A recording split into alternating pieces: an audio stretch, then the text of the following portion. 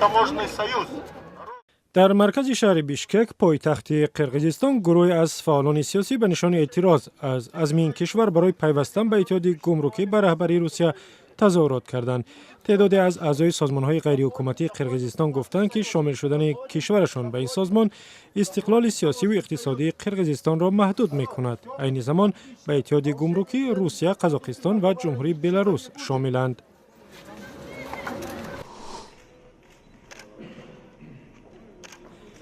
قربانگلی بردی محمدوف رئیس جمهوری ترکمنستان با یک سفر دو روزه رسمی وارد تاجیکستان شد و با امام علی رحمان رئیس جمهوری کشور مسائل همکاری‌های دوجانبه را بررسی کرد.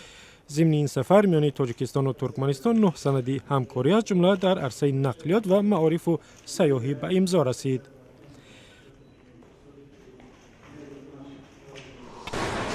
در ناحیه قبایل نشین شمال و غربی خیبر پاکستان افراد مسلح به کاروان لوازمات ماشین‌های پیمان نظامی ناتو در افغانستان حمله کردند. با گفته مقامات محلی پاکستان، تندروان مسلح با اتومات کلاشنیکوف و نارنجک انداز یک ماشین باربر ناتو را آتش زده و 2 راننده را کشتند.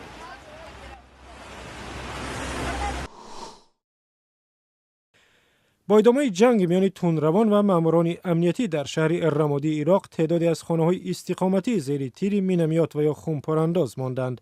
سر از اول همین سال، جنگجویان سازمان دولت اسلامی عراق و لوند، یک گروه شریک القاعده برای به دست آوردن نظارت شهرهای رمادی و فلوجه در ولایت ناآرام انبار با نیروهای امنیتی عراق می جنگند. تا کنون به آنها میسر شده است که چندی از محله‌های رمادی را اشغال کنند.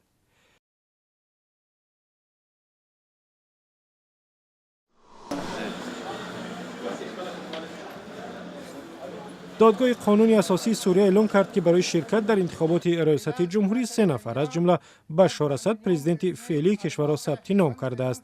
چند داوطلب دیگری مقام رئیس جمهوری را ثبت نام نکردند، ولی آنها حق دارند از این قرار مقامات انتخاباتی به دادگاه سوریه شکایت برند. انتخابات روز 3 ایون صورت می‌گیرد، ولی معلوم نیست در مناطق اشغال کرده شوریشان برگزار می شود یا نه. لأي من المرشحين الثلاثة. کمیسیون مستقل انتخابات افغانستان با برگزاری یک نشست شکایت نامزدها به مقام رئیس جمهور در مورد تقلب در انتخابات را بررسی کرد. با گفته کمیسیون، تحقیق درباره تقلب‌های احتمالی می‌تواند به نتیجه عمومی آرای انتخابات روز 5 اپریل تأثیر گذارد. در انتخابات ریاست جمهوری افغانستان هیچ یک از نامزدها برای پیروزی رأی کافی به دست نیاوردند و دور دوم انتخابات ماه ایون برگزار می شود. باز علیه کارمندان کمیسیون انتخابات هست